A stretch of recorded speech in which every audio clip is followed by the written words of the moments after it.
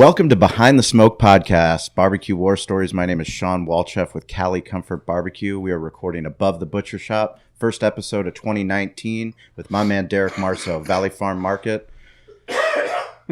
Getting a little bit of a cough. That's a tough way to start 2019. You know, it's actually been quite eventful for the last 5 days. I went to the hospital and had fluid in my lungs. So been working, trying to get better. Had a 104 and 105 degree temperature. But talked to the doctor, let me go yesterday, and they said I'm not contagious. So I'm just kind of weak right now, but I'm good to go. I'll do my best to get through this episode. Well, you're a trooper to actually come out here to record this episode today. Those people that have been following along with the podcast, we truly appreciate it. We did our best of episode. Brian and Corey worked really hard to put together. We had an incredible year. So much feedback from people through DMs on Instagram, through emails, through the website. We're just so thankful for you for listening to this podcast. It's been a hell of a ride. We've learned so much from our guests, and it's given us an opportunity to learn. And that's really what it's all about, right? Yeah, it allows us to take a look at ourselves as well. I think a lot of times self-reflection is one of the biggest things for growth. Being able to, listen to other people, see what they're doing.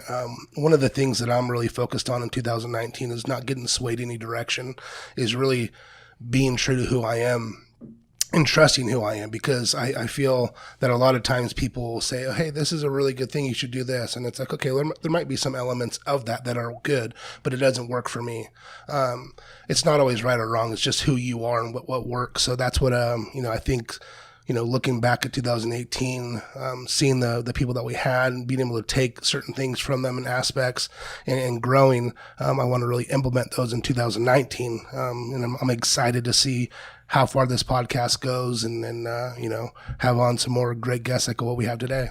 Yeah. So, like I said, we're beyond humbled that anybody listens to the podcast and, that the guests take their time to come and share their stories, all the struggles, all the things that you would hope you would learn in business school, but really you don't.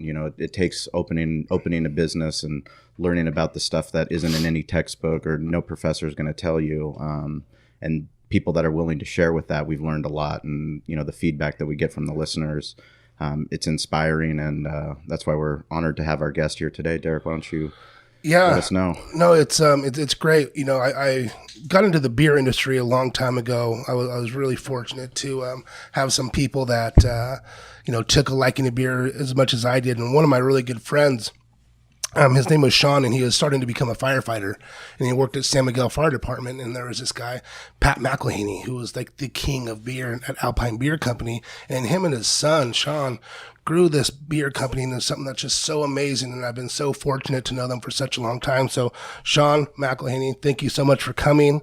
Coming to our little shop and then, shooting the shit. And I said last time, in our last, show that's how I like to have our shows, when the guy brought out some champagne and we drank. and yeah. Look at Shawn came bearing gifts. He's got Tight Lines, which is a 5.5 ABV pale ale.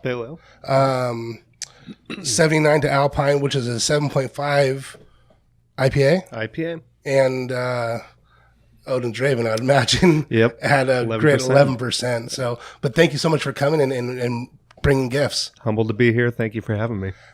So talk to us, man. Like I said, I kind of know the story. Been with you guys for a long time, and been fortunate to do a beer with you guys for our Valley Farm 60th anniversary, which was real cool, and we'll get into. Yeah. But kind of tell me how did it all got started? I know your dad was doing it, and were you there at the very beginning? How did it all work?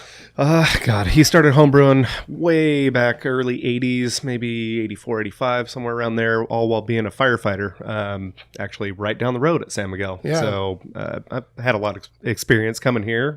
When the guys got hungry, they'd all come and get their food here. Right. Really close, really good quality stuff. And from there, he pursued it with the intention of opening a brewery, knowing that, firefighting wasn't his lifelong gig. Sure. So started home brewing, took every educational class he could get his hands on, went to UC Davis, took their intensive brewing classes, While being a firefighter. While being a firefighter. So you guys know we tease our friends, but our friends who are firefighters, they have 6 days and 4 days, so they're off half of the month. I mean, they work 24-hour shifts. Most firefighters have another job. Yeah, and a lot of the guys have other jobs. So keep going, sorry. Yeah. And with that, God, I studied every textbook that he kept from UC Davis and apprenticed with him at the brewery.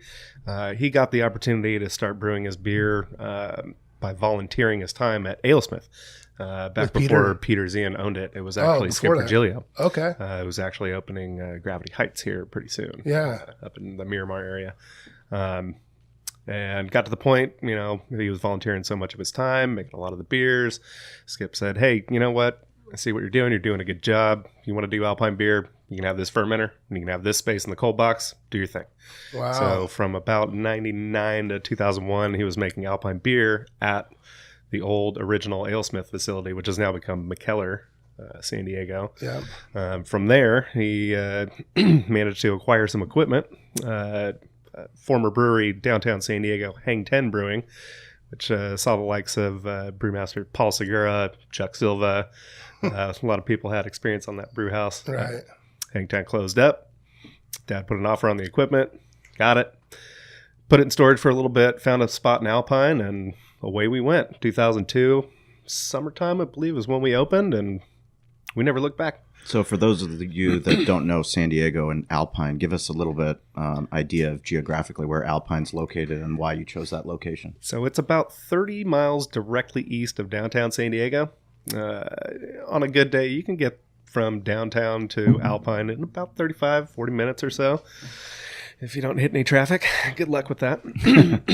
Seems like it's getting worse and worse every day. Absolutely. Small town, not a whole lot going on. It's not really a destination spot unless you're a beerhead, and then you're coming for the beer. Yeah. Or filling up on gas and heading out to Arizona. So when you guys chose that location, did you think that, I mean, obviously you always dream of having that beer heads coming out there, right? But, when was that come to fruition, I guess, because for us opening in Spring Valley, a barbecue restaurant, we always had a dream of having people all over the county coming, but you have to focus on local. You got to take care of your village. Absolutely. And you got to get people to come in the doors to keep your business open. When did you think that kind of took the scales tipped? It was a couple years. So early 2002, the intention was to provide beer for the community of Alpine. Not a lot of people in Alpine were really hip to the scene. Right. Commuting to work outside of Alpine, it wasn't that's not where they were working. So, it was a commuting town.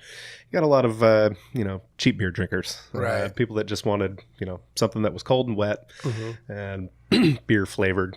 My dad wanted more than that. Yeah, we would see it all the time for because we were so ingrained in the beer scene down here, and that you guys really wanted to serve that community. And, I would reach out and say, hey, guys, we'd love to carry your beer. And you're like, well, yeah, everyone would, but we're really trying to take care of just our community and only give it to these guys. And it's like, you're sitting like, man. So we'd go up there and I'd just buy it for myself. I'd buy 12 bottles. And when was this? God, what year? 05, 06, 07, really? Yeah. Right when you came back? Mm-hmm. Yeah. And then I would just buy it for myself, and, I'd have it in the cooler, and everyone's like, hey, let's go have a beer. And I'm like, hey, I got these beers, and I'd come over and we just drink some Alpine beer. And, it was some of the best beer ever.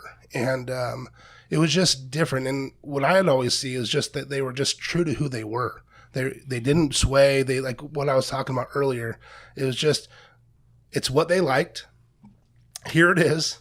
Here's the beer that we like, that we think's good, and drink it. They weren't trying to go to a trend. They weren't trying to go to anything else. They were just saying, here's good beer that we think's good. And I think you guys nailed it. And I think people were driven to that authenticity. When people were like, okay, that's, that's cool, because they're just drawn to someone being true to who they are. And that's what we always did. We'd go up there and we'd have the Captain Stout, and we'd have the Nelson, we'd have all the good stuff, the Pure Hoppiness. And it was great. And it was cool to see a mom and pop shop just have this global recognition. You would talk to people on the East Coast. I did a lot of beer trading, and I'm sure the stuff that online, right? Yeah. Well, no, it was just like, you'd find a group of people that you were close with and say, hey, send me a couple bottles of this. I'll send you a couple bottles of this. And I was never big where I'd get, cases and cases. It was just onesies and twosies.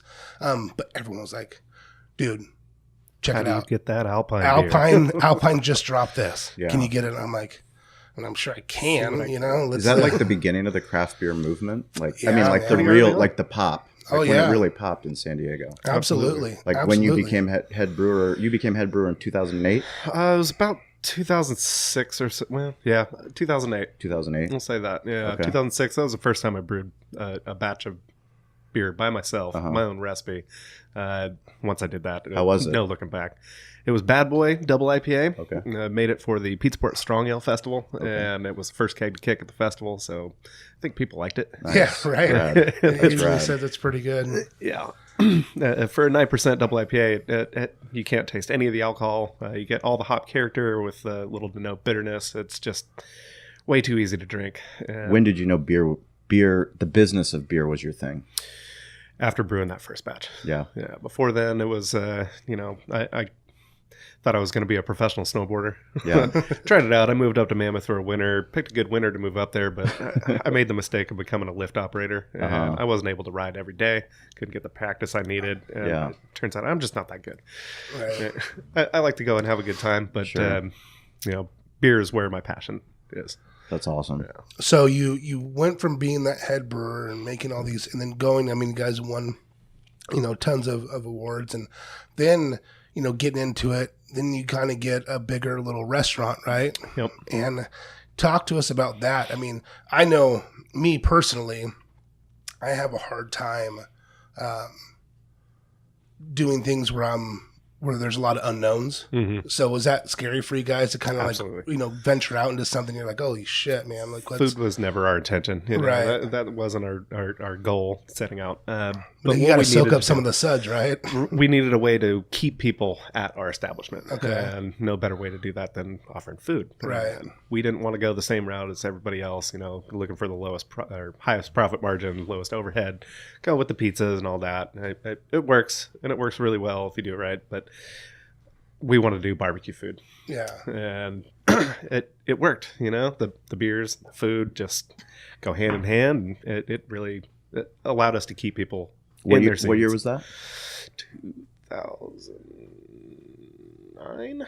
2009. What was the first national award that you won? That was something that my dad probably did, and I want to say it was for the Mandarin Nectar, the Orange Blossom Honey Ale at the Great American Beer Festival. From there, I think the McIlhenney's Irish Red. These are all recipes that he developed over the course of his homebrewing career, and with the intent of making them staples, making them available all the time, not just having run-of-the-mill beers, but unique, flavorful, really high-quality beers that kept the consumers interested in the product. Mm-hmm. So Irish Red is back as early as probably 2004. Before then, he was winning awards at homebrew competitions. Okay. And that's where he was getting a lot of his feedback. And using that just to perfect the recipes and go forward with that. How's he enjoying his retirement? It's he had a little spill on his bicycle recently. Oh, no. Yeah, He laid it down. oh yeah, Poor guy. No fault of his own. Kind of a shitty situation, but he's recovering slowly but surely. Messed up his left hand real good. Of course, he's left-handed, so Right. not riding the bike as much as he'd like to. But yeah, he's easing into retirement. Does he bug you like my dad bugs me? No. No. No. He stays away. He's been pretty hands off Yeah. for a while, and I kind of think that's because I haven't fucked anything up, Right. right? If it ain't broke, don't fix it, Right. and I'll take it as a compliment. Right. No, that he's been kind of hands off. My dad's actually been great as well. He I got him back on Wednesdays, and he comes in here and he just lights up when he's back with the customers and stuff. And he's just it's who he is. So I'm sure your dad will come and help you at some point to do those things, because it's it's cool, and I think the customers like to see it too. Absolutely. The old school people doing that. But so we just opened up the Tight Lines. Tight Lines. And I just had this, and this is amazing. It's a 5.5. And talk to me about why you made this. So we did it to promote our Alpine Beer fishing team. A bunch of the employees that we got up in Alpine are avid fishermen, and I wanted something to offer them that isn't the run-of-the-mill Coors Light, whatever, but kind of lower ABV, high hop character with low bitterness. Something that we would love to see in a can to offer all the fishermen around San Diego. Right. It's a huge hobby here in San Diego. It's a lifestyle in itself. Absolutely. And I just wanted to provide them something a little different than what they've been offered for the last couple of years. No, it's great. It's amazing, and that's cool because you're really focusing on the community again. Yeah. And you're saying, okay, this is something that I feel is a need, a necessity for you guys, and I'm gonna try to make you the best beer we can. It's something definitely I'll be drinking when I'm fishing. I appreciate it. That's great. And you talked about fishing kind of being something that's in Southern California. It's big. Huge. I know Scott, Bobby, when Bobby was with you guys, those are two guys that I know fish a lot. And, I know Bobby's still out in Idaho, probably fishing right now as we speak. But fishing or hunting. Yeah, absolutely. Right. So when is this going to be available? Right now it's available on draft. We're looking at a mid-year can release. Okay. So we'll probably do a limited run of cans. It'll be 16 ounce, probably selling 4-packs. I think we're looking somewhere around June. Oh, nice. And this will give us an opportunity to have a packaged product to take to all the charter boats out in the marinas from here to LA. And, just kind of promote the product, see how they like it, and go from there. What's your thought on the future for Alpine? I mean, you guys have done such amazing things. I mean, would you say Nelson's probably one of your most popular beers out there? Yeah. And then with the Nelson hop, all the stuff that's happened with that, I mean, it's been a kind of a nightmare for the beer industry, right? Yeah. Just acquiring the hops themselves. It's, they're not a lot of acreage is dedicated to the Nelson hop. The hop growers in New Zealand are trying the other varieties out and seeing how they're doing. But there's just something unique about the Nelson hop. And, we just want to get as much as we can. Right. My dad actually discovered the hop on his 25th wedding anniversary. So my folks took off, went to New Zealand for almost a month. And while driving through the countryside, enjoying themselves, noticed on the side of the road, hey, those are fucking hops. What the Really? fuck? Who? Hold on a second. All right, who's growing these things? Where do we get them? What's up? Struck up a relationship with the owner of New Zealand Hops Limited. The guy just loved my dad's enthusiasm and said, you know what? Like your style, like your attitude, whatever you want. Sky's the limit. Where were they going before then? Mostly New Zealand. Really? Yeah. And so we were one of the first breweries in the U.S. to actually import the New Zealand hops. Not just Nelson Sauvin, but Southern Cross, Motueka, a few other varieties. And he made a fucking awesome recipe, and the rest is history. That's awesome. Yeah. That's awesome. So maybe one of the first hazy IPAs on the market. Right. I really think it's from the hop aroma compounds in the hops that actually don't drop out of suspension. So it wasn't the grain, it wasn't the malt, it was actually the hops that made the beer hazy. Were you surprised when you had it the first time? Oh yeah, absolutely. Yeah. And it was early on enough that hoppy beers were still kind of I was still getting into them. Sure. Right. Well, it's an acquired taste. People don't understand that the reason things are bitter is to deter you from consuming them, right? It's right. It's why they made it so the animals don't eat it. Yeah. And here we are trying to put it into a drink. So right. It's definitely an acquired taste. And but Nelson, I mean, it's just been the staple of one of the best IPAs in the world. Yep. So you guys made it again recently? Yes. And what's the thought on that? How long are we going to be able to have that for? So it's going to be seasonal. It's going to be going away here for a few months, but probably second to third quarter. So later in the year, we're probably going to be offering it in 12-ounce cans. Oh, nice. Yeah. So that's actually really cool. It's going to be part of our new Alpine can lineup. We're doing away with the wheat beer and the pale ale. And we're going to be offering a strong pale ale in Pitcher Perfect, an IPA, HFS. Name is open to interpretation. We Holy like to fucking say, shit. Holy fucking shit. Say it loud, say it proud, yell it from the mountaintops. I just had it the other day at Hooley's. Yeah. They had it on. Yep. And I was like, oh, man, they have HFS. Yeah. Take that. Right. There you go. Perfect. Yeah. So pardon my ignorance, but I know there's a lot of people that might be listening in different parts of the world that might not know about the Alpine and Green Flash story. Would you be okay kind of going into that and how that came to be and where it is now? So we were in a position where we couldn't make enough beer, and we needed to reach a wider audience. And we tried to take on investors to build our own production facility in Alpine. We didn't reach our goal financially. How much were you guys trying to raise? Upwards of $1 million. Okay. Right, and that was for construction and equipment, which nowadays, that's not that much money. Yeah. Right. Back then, it was kind of wasn't just a drop in the bucket like it is now. So we actually started contract brewing with Green Flash. So from 2012 to 2014, we were contract brewing. They were brewing Nelson, Duet, and Hoppy Birthday for us because we had contracts for those hops to make in abundance. We just didn't have the equipment to produce that much. 2014... the owner of Green Flash had this brilliant idea. Why don't we purchase Alpine? Solve all your problems. We'll start making all your beers in abundance. And, rest is history. It's been a interesting ride, but here we are. And things are getting better every day. So yeah. Yeah, things are growing great. We see the transformation, and you guys are making a lot of beer up in Alpine again, and that's what people want. That's what everyone like. I want to make sure that Scott and Shawn are making the beer. Yeah. To be honest, it's that's the beer I want. That's the stuff. That's the juice. And what keeps you going? Like what do you want to do next? Is there a style of beer? Do you want to just keep putting out what you're putting out? What are your ambitions with Alpine Beer Company? Really happy with what we're producing now, but I've always had this idea. I don't want to stop brewing beer until I've brewed every style. Okay. I really like what Jeff Bagby had to say in a recent publication. Innovation through tradition, right?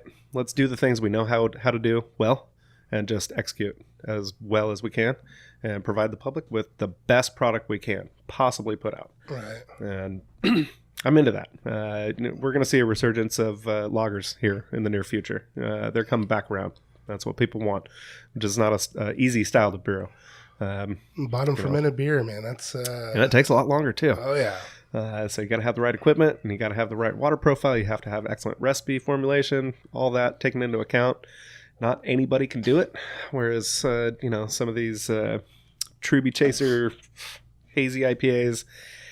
I'm sorry, but it doesn't take a rocket scientist to figure out how to make these beers. Right. Can you talk a little bit more about the water? I mean, one of the coolest trips I ever went on was to Lynchburg, Tennessee. And, the whole tour was based on the creek, the creek where they get the distilling process for Jack Daniels. And I'd love for you to tell us a little bit about the brewing process and why water is so important. So we have a unique water source. Won't go too far into it, but we're not pulling from the same. You're not coming from Colorado, right? Now we do have access to the Colorado River water, but we use that for cleaning, not for brewing. It's like the shittiest water of all time, and it fluctuates so much. It's really hard to dial in your water profile at that point. The parts per million. It's hard enough to clean the dishes at our restaurant. So our water is a little bit hard. It's got a decent amount of mineral content in it, which lends itself perfectly to the hoppier styles. But it's also pretty good for darker beers, which we've seen. We've got Odin's Raven, our Imperial Stout, has won bronze medal at the World Beer Cup in the chocolate beer category. An Imperial Porter I made a while back actually took a bronze at the World Beer Cup in the Baltic Porter category. Before they actually had the Imperial Porter category. So Baltic is just like another term for Imperial? So colder fermented, lager, yeast, higher temperature fermentation. Okay. Right, for the Baltic Porter, and usually upwards of 9%. So this guy came in at 8.5%. Haven't made that beer in a while. Should probably brew that again. It's about time, right? Yeah. Cold weather.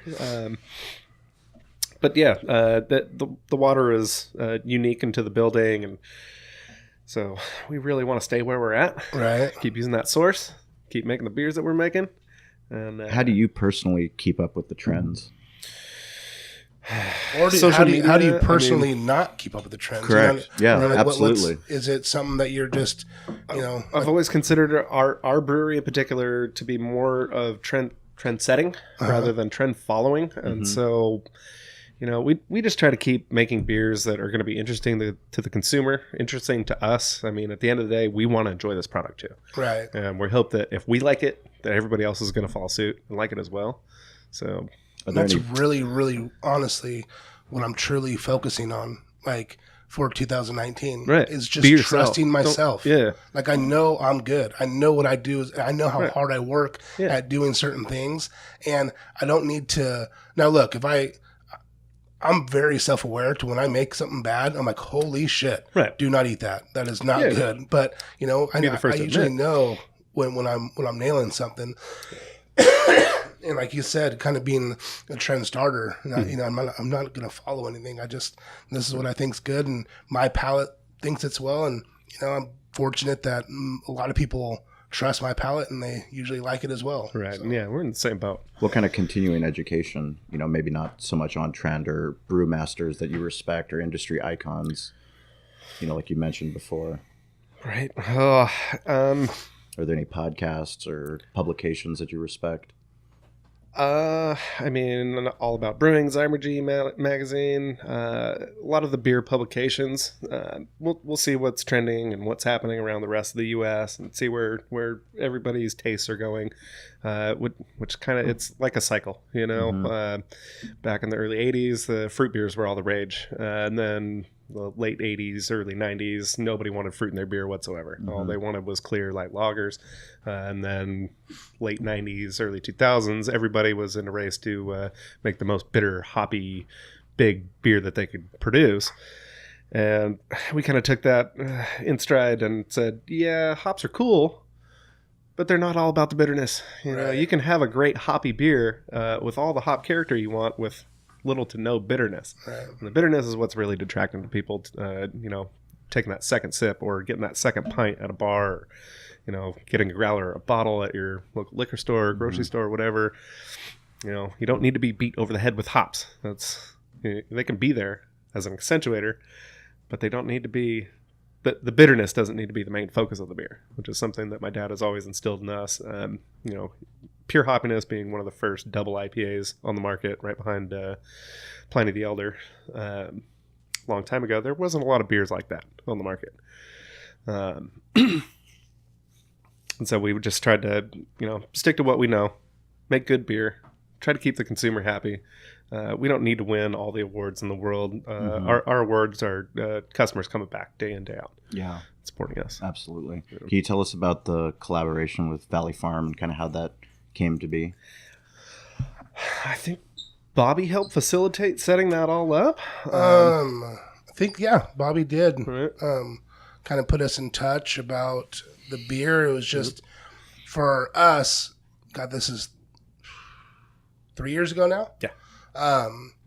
It was our 60th anniversary, and it was something big for us. And who else but the best to have make a beer for you. So I just said, hey, I knew them, and like, is this something that you guys would be interested in, collabing and doing a beer? And they approached it with open arms and said they'd be honored. And man, humbled. It was just an amazing experience. Got to go up there and with the guys and do our 60th year anniversary IPA, and we did it, and it sold out. It was incredible. It was incredible. In a few hours, 1,000 bottles or something, and it was amazing. It was absolutely party amazing. In the parking lot. We did. Yeah, had a cool party, and I think everyone was happy. And the the juice inside of it was just exceptional. I just absolutely loved the profile of that beer and everything that came along with it. So it was cool to see. I think everyone really was excited about it. Mm-hmm. The consumers that loved Alpine, that loved Valley Farm, and they can get, that's kind of a, its own little release that you couldn't get anywhere else. And I think everyone really enjoyed it, man. It was great for me. I mean, shit, I was ecstatic on it. Well, I think it was cool. I think it was cool for me as an outsider just to watch how much your customers that have been coming to Valley Farm for generations really appreciated the fact that you guys were partnering with a local business and that you could do something together to celebrate something that was a 60th anniversary. And how many businesses in San Diego or in the world stay in business for 60 years? And then, both family businesses, and you guys, I know Derek's very particular with who he works with, and it's got to feel right. And you guys knocked it out of the park. It was something that was really, really cool to see. Yep. It was a really fun beer to brew. It was a really, really, awesome recipe. Looking forward to the opportunity to do it again. Yeah. If not the same thing, maybe something very similar. Yep. Hopefully that will be something coming soon, and we'll work on that, and we will keep you guys updated if it does come to fruition. Yeah. But there'll be some research and development to make sure that the recipe is just right, the way we like it. But yeah, it was it's a trip, and it's cool that it's opening up people's minds to see that you can collab and you can do things, and it's not me against you. It's not like we can all work together. Yeah. And it's something that we focus on a lot here. And, with the community, it's, we beat this term to death, but it's a rising tide lifts all ships. So if everyone can work together and do well, it's just an amazing and like-minded people, like you said, we think very similar. Like it's, whether we're doing it here at Valley Farm for the recipes that we do for our food, or it's the same thing what you're doing with your beers. And it's just like, look, this is what I like. This is what I think is really good. And I think you guys are going to really enjoy it. So I love working with like-minded people like that. So yeah. Well, it's also people that conventional wisdom can go away. You're going to do what you want in your heart. And if in your heart, you want to do it and you think it's great and you've got a great partnership, you can make anything happen, and we've been lucky to be able to do that as a restaurant with other, with Pachanga Arena and, Levy. They sell fish bowls down there and, branded Cali Comfort fish bowl with San Diego Gulls logo on the back. Like that's unheard of to think of. But if you want to do it and you got great people working on it, you can make really cool things happen. Absolutely. That you're really proud of. Yep. Yeah. This beer. Yeah. Talk to me about this one. This is a little bit bigger. Yeah. 7.5%. But, I feel like the alcohol is very well hidden in it. Started out as which is scary. Yeah. One of our brewers, Brandon, says it's his new favorite drug. It's not even calling it beer because, man, he's 5 gallons at his house lasted all of 6 hours or something like that. And, oh man, it's scary drinkable for the strength. Nothing too crazy with it. This was the second half of a collaboration we did with Nickel Beer. So the owner, Tom Nickel, myself, been friends for years. We're doing a beer dinner at O'Brien's in Kearney Mesa. O'Brien's is celebrating 25 years in business. Awesome. So they're doing 25 collaborations. Wow. So 2 a month, except for 1 month they're going to have 3. We're the first. So on the 13th of this month, us and former brewery council, they've done a collaboration with them before they close their doors. So we'll be having some of our beers. Council closed. Yeah. Oh. Very unfortunate. There were some good people. That's on the 13th of this month? 13th of this month at O'Brien's. Are there tickets? Tickets are available. I'm not sure if it's just at the pub or if you can access their website. But cool. We'll put the information in the show notes for people because this episode will come out on the 11th. So that'd be awesome. Love to send people to that party. That's awesome. Yeah, it's going to be a good deal. So we'll have this beer, 79 Alpine. Well, they won't be disappointed because that's amazing. Yeah, thank you. Appreciate it. We got to use a new hop. Just released commercially late last year with Indie Hops and Oregon State University, their agricultural department hop breeding program, came up with this new hop called Strata, and it is one of the first hops that in the description of its aroma profile says something to the nature of cannabis. But what I get from it is more of a kind of fruit bowl, fruity character, like strawberry, guava, pineapple. So is it cannabis? Nope. It's not cannabis. That's just in the description. They're cousins. They're marketing. They're cousins. They're related. First but not cousins. the same thing. Don't go try to smoke hops. It's not going to work. You're just going to get a real bad headache. Have you done that? No, I have not. I'm speaking from somebody else's personal experience, not myself.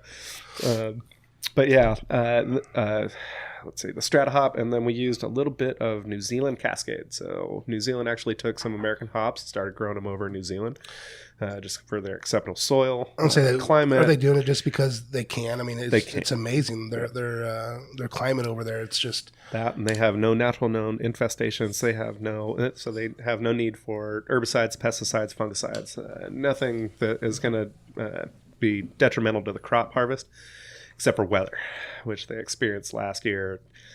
Hoping that doesn't happen again. Right, that kind of messed up the supply for the hop. It did. We were still able to get some, but with the Strata, the New Zealand Cascade came through with this huge pineapple, kind of strawberry-like fruity quality that's not overly fruit. You still get a little bitterness from it, but just nice, crisp, and 7.5%. Man, it'll get after you real quick. Can you tell us just about, kind of for people that don't understand how much we care about beer here in San Diego, kind of what has happened in your lifetime with beer and what you take pride in? When we first opened our doors, 2002, there was probably there was under 15 breweries in San Diego alone. To date, now 1.5. Wow. Right. And probably on the lower end of that. So right. Maybe just over 10 breweries in San Diego County alone.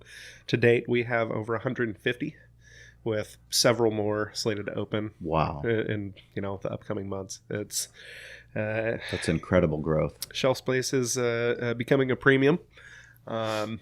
It's no longer growing up in the industry. I was always taught this is an industry where we rely on cooperative competition.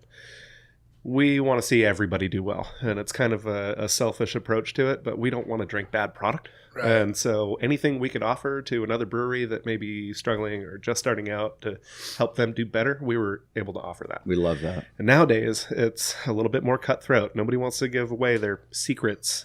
Not like anybody's doing anything different. You know? At the end of the day, we're still just making beer. Sure. Same equipment, same process, same ingredients. One of the things Derek and I, we respect so much the craft beer. I mean, Derek's obviously much deeper in it, but me growing up in San Diego watching it is you guys you didn't cannibalize each other. Right. You made the industry better by collaborating. Yes. The rising tide lifts all ships. And that's something that we try to do with our amateur barbecue contests and other barbecue restaurants. It's about a movement. And you don't, there's no reason for Derek and I to compete against each other. Once we started working together, we were able to do so many cool things for the community and for, barbecue on the West Coast that we would never have been able to do had we were just going at it ourselves. Yeah.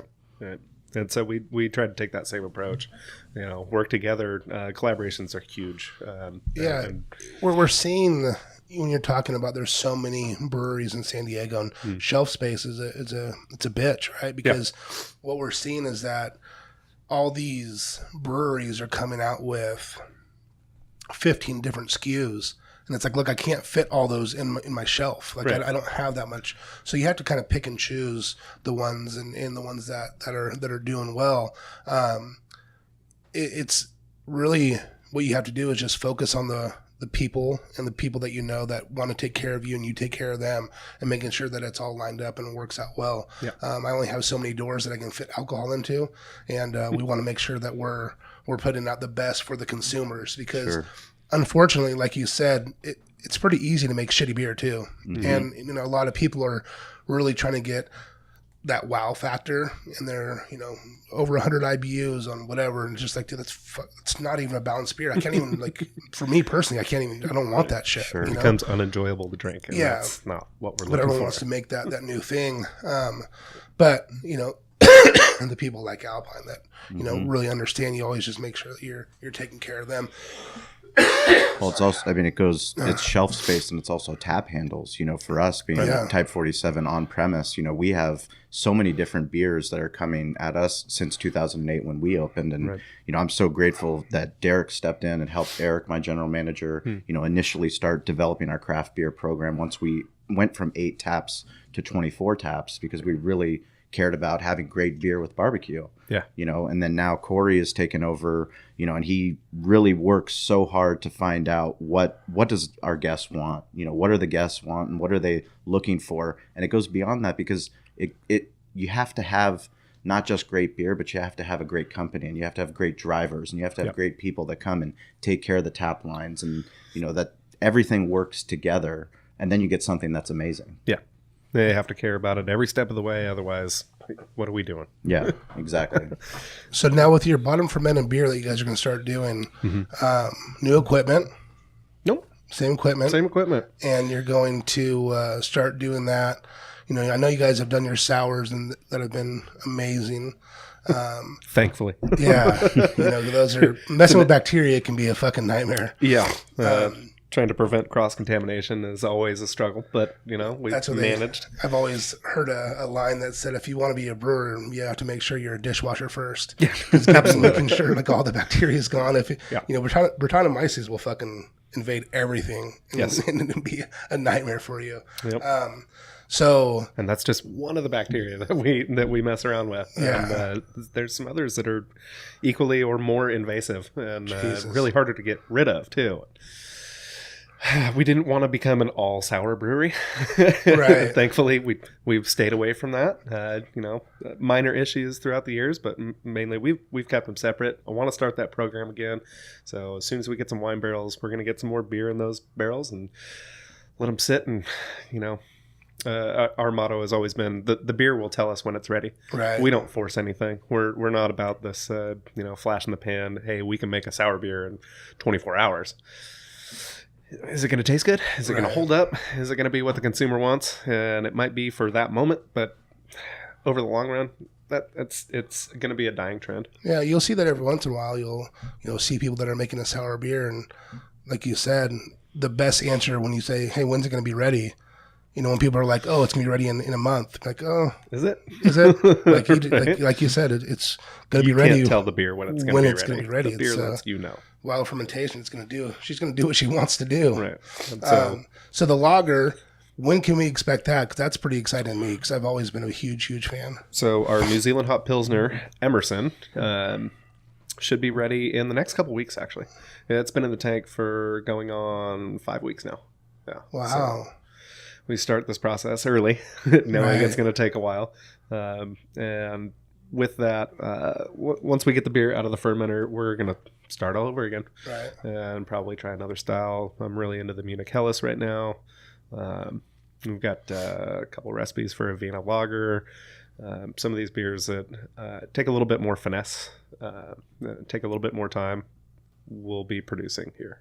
Well, it's pretty cool to watch you kind of get out of your comfort zone a little bit and try something new and do that. I'm excited because if I know anything about you, it's going to be amazing. So it's cool to hear that you're doing it, and I definitely want to try it. Excellent. Yeah. How many employees do you guys have in the brewery? Yeah, 4. 4. Right, and 2 of them are part-time. Okay. So myself and Scott Holst, our lead brewer, handle most of the day-to-day business. Scott's doing most of the brewing. And what does your work week look like? Lots of computer work. Every day is different. Yeah, every day is different. Yeah. Just kind of managing who needs to do what, when, and how, and if they have the right equipment or ingredients to do so. What do you think your biggest strength is as a brewer? Being kind of hands off. Oh, really? Right. Kind of like Delegating. my dad. I won't get involved unless something is going wrong. Mm-hmm. Right. And luckily, I don't have to get involved too often. So. Well, Scott's pretty good, man. Yeah. He's pretty amazing. Been a good friend for a really long time. And, I brought him up from being a bartender. Need more Wasn't help he a plumber? in the brewery. Yeah. He was a plumber and then worked as a plumber. Yeah. He's been a painter. He's kind of jack of all trades. The guy knows a lot about a lot of things. Yeah. So really good guy to have in the brewery. hard worker, good family man, good friend. So that's awesome. It works. I've had other friends come to work at the brewery that didn't work out that good. Yeah. Yeah. It's tough. It's tough employing friends or family. Absolutely. It's always one of those tough things. You got to have standards, and you can't treat somebody different just because they're a friend or a family member. Exactly. Yeah. Otherwise, the system doesn't work. Exactly. The system doesn't work. This is true. Yeah. Well, anything you guys have coming up in 2019 that we should know about? The new can lineup. Okay. So keep your eyes peeled for that. We're going to have 5 offerings. So Duet, Windows Up, HFS, Picture Perfect, and late in the year, Nelson. They're going to be fucking awesome. Get them while you can. No, we're not going to be making a shit ton of them. Just enough to keep the consumer happy. Sure. And, there may be times when we run out, which isn't really a bad thing. It's not that special if you have it all the time. Right. You Supply and demand for sure. We will have a batch of Exponential Hoppiness, or 11% triple IPA. Expo. When's that coming out? The weekend before Super Bowl. So February Rad. 1st, I think we'll have it on sale. Awesome. Yeah. Well, And you guys just had the Great just come out? Yes, it did. How was that? How'd that turn out? Fucking amazing. Was it? Yeah. That's great. So we did 12-ounce bottles again with the help of our friends over at Fall Brewing. We Yeah. borrowed their 12-ounce bottling line, brought it up to Alpine, and ran the beer through it. Turned out really good. And then we did a special version of the barley wine with our friends over at Mosta Coffee. Yeah. So we did their house roast. It's a Brazilian cold brewed coffee that we dosed into the barley wine, and did a couple... I think we did about 10 cases of 12-ounce bottles of the Mostra the Great, which turned out pretty fantastic. Pretty cool, man. Nice. Pretty cool. Well, we appreciate you coming on Behind the Smoke. It means a lot to Derek and I to come share your story, and I know how incredible your beer is, how incredibly hard you guys work to make sure that quality is, utmost of importance, and really looking forward to, the stuff that you guys are doing into the future. Really We're going to send everybody to Alpine Beer Company. That's the social handle, yeah? Yes. Yeah, Instagram, Facebook, guessing Twitter as well. We'll put that in the show notes. We do want to give a social shout out for one of our listeners. We're going to send him a Behind the Smoke mug. I could have given it to him in person. He came out. His name is Jake Schultz. He stopped by yesterday on Monday. He is a pilot that listens to the podcast. He said he's been listening for about 6 months. He wants to start his own barbecue business, but he actually flies private jets, and him and his other co-pilot, they landed in San Diego. They were here staying on Pacific Highway, but they made a point to come out to Spring Valley and asked our manager if I was around, and we took him around, showed him the shop. And, anybody that's listening to this podcast, we truly appreciate it. That social shout out's going to you. Social handle, smokin_pilot. Jake, appreciate you, man. Thanks for coming out. And if you guys listen to the show, Derek and I are truly grateful. We're fired up for 2019. Hopefully, Derek, you feel a little bit better. Gonna work on it. Appreciate you. Lesser men would have died already. Yeah, exactly. Appreciate you stepping up. And Shawn, cheers. Cheers. Thanks for coming on, brother. Thank you for having me. Thank you. Hey guys, this is Shawn and Derek, and we just really want to thank you for listening to the podcast. It means the world to us. We'd like you to go check out BehindTheSmokeMedia.com. That's our website where we have barbecue resources for you to help build your barbecue business.